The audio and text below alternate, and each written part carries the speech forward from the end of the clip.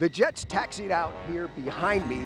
Dark with highlights, color she wasn't able to get with salons closed. We are in the Tarpon River. According to the arrest report, Fernandez then allegedly drove her to a warehouse area nearby, Stabbed, beaten, and left for death last night. The ER is also equipped to isolate patients if need be with one of their negative pressure rooms. They had 2 more installed during a 2017 expansion.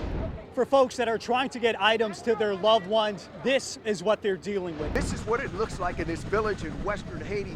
All of these people out here lined up, a lot of kids here in this line behind me.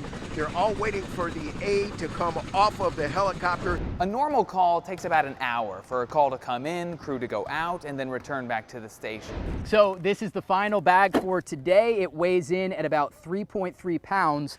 That plus all of this, we now have our grand total for the day, 213 pounds of trash removed from that beach this afternoon.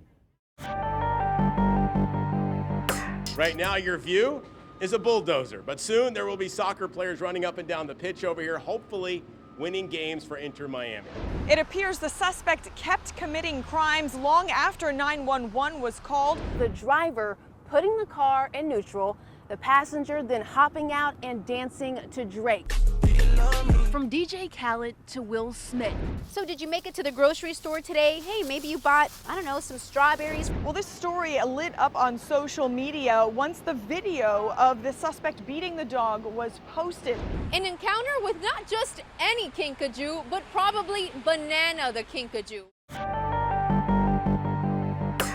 Well, tonight we shine a light on the helping hands out there throughout the week. Reporter Stephanie Bertini and photojournalist Ed Noel have been bringing you the personal stories of those battling the financial backlash. It takes many to meet the demand in South Florida.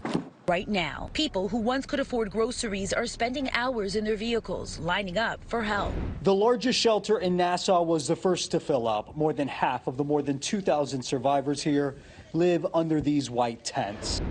So this young woman who was graduating college with honors started out like this. By the time I was 11 years old, both of my parents have died due to drug addiction. She lost 75% of her hearing at age 5 because her parents ignored her ear infections. Air Force Two touched down in Fort Lauderdale Tuesday night, carrying Vice President Mike Pence into South Florida.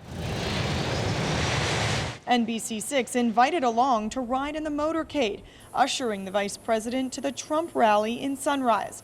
But before heading west, the motorcade went south to Dania Beach. NBC6 reporter Stephanie Bertini and photojournalist Ed Noel continue their special series, Helping Hands, with this personal story. There are different chapters in life. And for Sabrina Keriven, this is one of the most difficult. So at the beginning, I was scared about the illness without really thinking about how I'm going to make it. Here in Port-au-Prince today, a group of nurses from South Florida, Haitian American nurses, have now arrived here.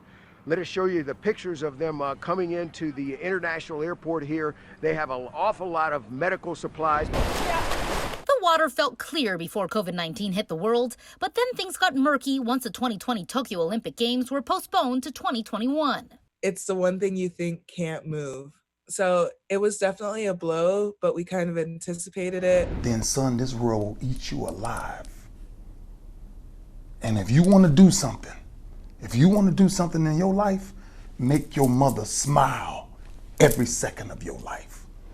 Florida is one of the great leaders in school choice, and this is something we want to expand from the current 400,000 Florida students. Hey, what? Hey, over here. Are you a mirage? No, I'm just your better half. It's Florida, it's hot, get over it. You know, drink some of this and get back to what you're supposed to be doing here, you know, this whole story thing. All right, fine, I'll suck it up. But this heat isn't just a matter of toughness. The move has local environmental groups cheering. That is obviously unprecedented for us. Nobody really knew what was going on. The woman was just like no response from her. Natalie Albino and her fiance, Jonathan Bunda. We're here because we would like to speak in reference to the aggressive driving that we have seen on major highways like on I-95.